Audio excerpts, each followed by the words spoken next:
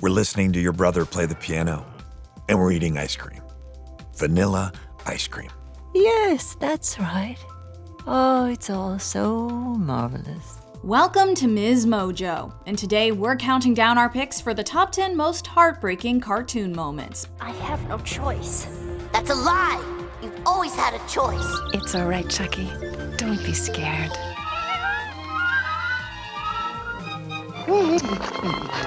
For this list, we'll be looking at moments from our favorite cartoons that made us ugly cry. We'll be excluding anime and animated feature films, which both deserve their own lists.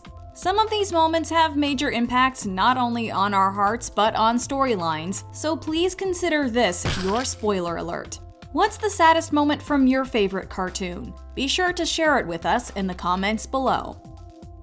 Number 10. Brian Dies. Family Guy. I'm so sorry, Mrs. Griffin, but Brian's injuries are just too severe for us to save him. I don't know how much longer he has, but I suggest that you all go in and say your goodbyes. Considering the sometimes crude nature of Family Guy, this emotional moment came as a huge shock to viewers. As Stewie and Brian are setting up for a game of hockey, Brian is unexpectedly hit by a car while Stewie watches helplessly. Oh, Brian! Oh my God! The Griffins rush Brian to the vet, but his injuries are too serious. He thanks the family for a wonderful life and tells them he loves them before passing away. I'm sorry. He's gone. Thankfully, the show revived Brian 2 episodes later, but his death really brought on the tears with its surprising poignancy. I couldn't live without you, so I came back from the future to save your life. Number 9. SpongeBob loses Gary. SpongeBob SquarePants. Gary! Gary! Gary! Gary! Gary! Patrick! Huh? I can't find Gary! This show has definitely dealt some emotional blows before, from SpongeBob almost dying due to pie, to Sandy's heartbreaking homesickness. I wanna go home.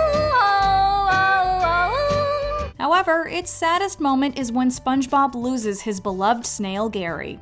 After SpongeBob forgets to feed him, Gary runs away from home. A devastated SpongeBob searches all over Bikini Bottom, fearing his beloved snail is gone forever.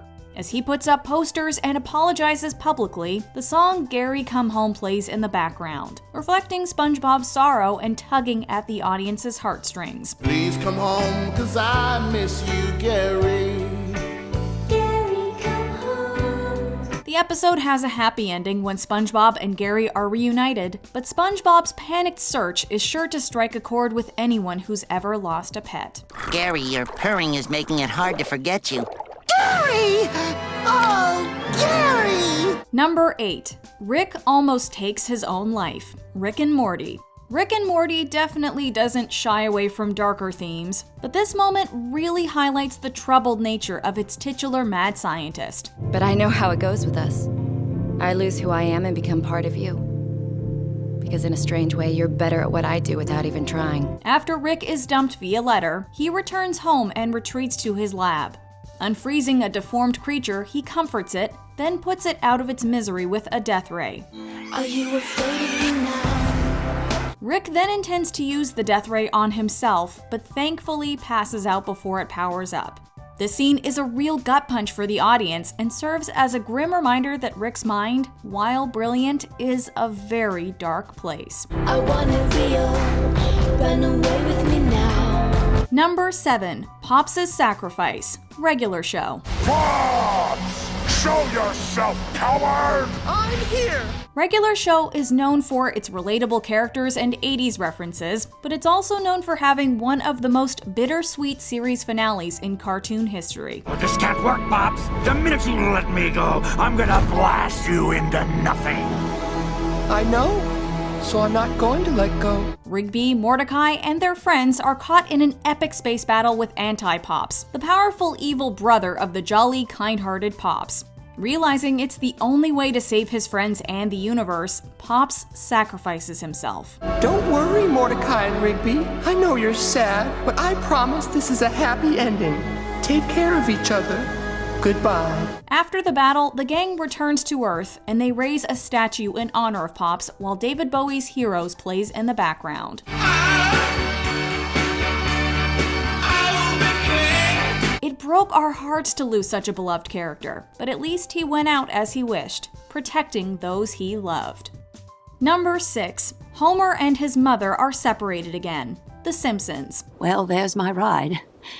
The underground awaits. After believing his mother has been dead for over 2 decades, Homer discovers she's alive. Mom? Homer? I thought you were dead! I thought you were dead. As it turns out, his mother Mona was identified while attempting to destroy Mr. Burns' germ warfare laboratory and had to go into hiding to keep her family safe. I'll miss you, Homer. Mona and Homer are reunited, but their happiness is sadly cut short when Mr. Burns tips off the FBI to Mona's whereabouts and she has to go back into hiding. At least this time I'm awake for your goodbye. Oh, Homer. Remember, whatever happens, you have a mother, and she's truly proud of you. After they're separated once again, he sits on the hood of his car to quietly watch the stars as the credits roll. Number 5. Janice's illness. Why Charlie Brown why? The teacher told us you were in the hospital. Your fever must have been really awful. Well, it wasn't just the fever. I have cancer. We often turn to cartoons to escape reality, but sometimes they touch on the most tragic aspects of real life. In the Peanut special Why Charlie Brown Why, we meet Charlie and Linus's new classmate and friend Janice. Janice starts to feel sick and is hospitalized, where she's diagnosed with leukemia. My blood has cancer in it. Are you going to die? Good grief, Charlie Brown. What kind of question is that? Due to her aggressive chemotherapy treatments, the young Janice loses her hair and is made fun of for it. Hey, look at this, I'm baldy! You blockhead! What's the matter with you? Linus steps in to stop the torment in an incredibly emotional scene sure to shatter even the hardest of hearts. Would you like to go through what she's gone through? Think about it! Or don't you ever think about anything? The special ends on a happy note, but this all-too-realistic story is an emotional sucker punch from start to finish.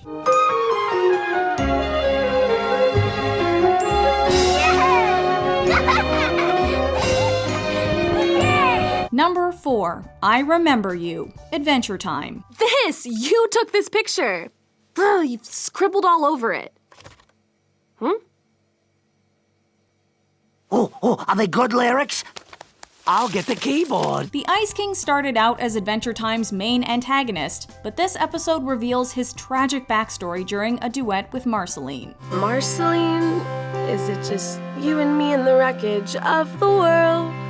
That must be so confusing for a little girl. Years before the series, the Ice King, then simply known as Simon Petrikov, rescued a scared young Marceline in the catastrophic fallout of the Mushroom War and kept her safe.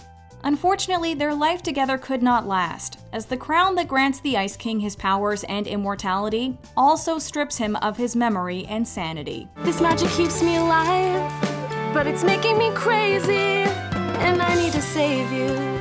But who's going to save me? His curse is viewed as a metaphor for bipolar disorder and Alzheimer's disease. Anyone who has loved a person who struggles with mental illness can relate to the emotions Marceline expresses as she sings with him. Please forgive me for whatever I do when I don't remember you. Number 3. Chucky remembers his mom. Rugrats. Sometimes I dream about having a mom, though. It's always the same dream, too.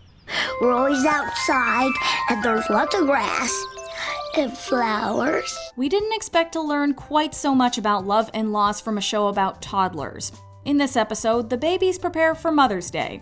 Chucky doesn't understand why he doesn't have a mom to give a gift to, but he recalls having a mom in his dreams. Look, everybody! It's the lady I told you about from my dreams! After realizing his dad is the bestest mom ever, Chucky finds a picture of the woman from his dreams and gives the picture to his dad Chaz as a Mother's Day present. Hi, little guy. Did you and your friends have fun? A mournful Chaz explains to Chucky that his mom passed away when he was very young and takes him out to the garden to show him the beautiful flowers she planted. All those flowers? She planted those. She used to love to come out here and play with you. Chucky realizes he didn't simply dream up his mom. He remembered her all along. See, guys? I do have a mom. She's right here in the flowers. Number 2, Leaves from the Vine, Avatar: The Last Airbender. Happy birthday, my son.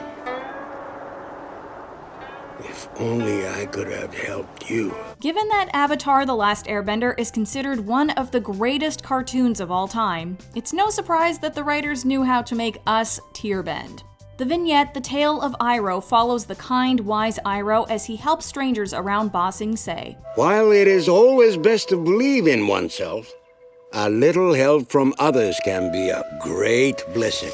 He then journeys to the top of a hill and sets up a birthday memorial to his son Lu Ten, who tragically died during the failed siege of the city where Iroh now resides. Iroh honors his son by tearfully singing as the sun sets in the distance. Leaves from the vine, falling so slow, like fragile, tiny shells drifting in the foam. This moment is made even more poignant by the fact that Iroh's longtime voice actor Mako passed away before the episode aired, and the episode is dedicated in his honor. Brave soldier boy comes marching home. Before we unveil our top pick, here are a few honorable mentions. In Arkham, Mr. Freeze begs a figurine of his wife Nora for forgiveness. Batman the Animated Series. I can only beg your forgiveness and pray you'll hear me somehow. Someplace where a warm hand waits for mine. Mr. Wynn sends his daughter Mai to safety and is separated from her for decades. Hey Arnold. I knew if I gave Mai to the soldier, they would take care of her.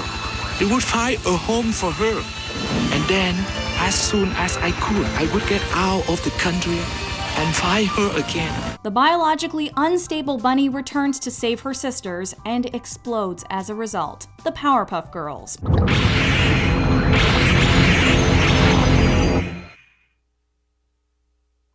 Kenny dies before Stan gets to the hospital. South Park. I didn't get to say goodbye. Did he say anything before he went? He just said, "Where's Stan?" Steven and a heartbroken Pearl discuss Rose Quartz. Steven Universe. What would she think of me now?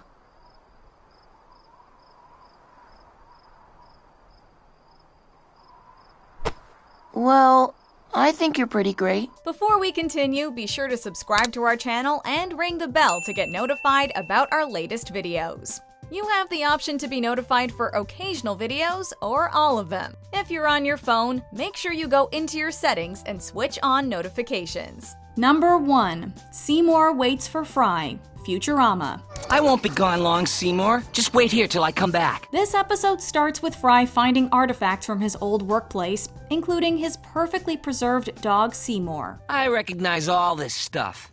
Petrified sausages, old Mr. Vitelli, and that's... Ah! Through a series of flashbacks, we see Fry find a homeless Seymour and feed him, creating a powerful bond between them. Oh, poor little guy. You look like you haven't eaten in a month. Here, but if Mr. Panucci asks, your name is Seymour Asses. In the process of cloning and restoring Seymour, Fry finds out that the dog lived for 12 years after Fry was cryogenically frozen. Fry assumes Seymour lived a happy life after he disappeared and stops the cloning process. Tragically, the audience learns that Seymour actually waited for Fry to show up to work every single day for 12 years before he died of old age.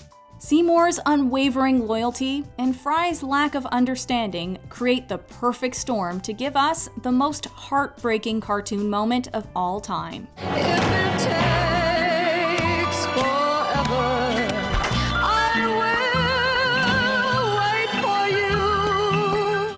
Do you agree with our picks? Check out this other recent clip from MsMojo. And be sure to subscribe and ring the bell to be notified about our latest videos.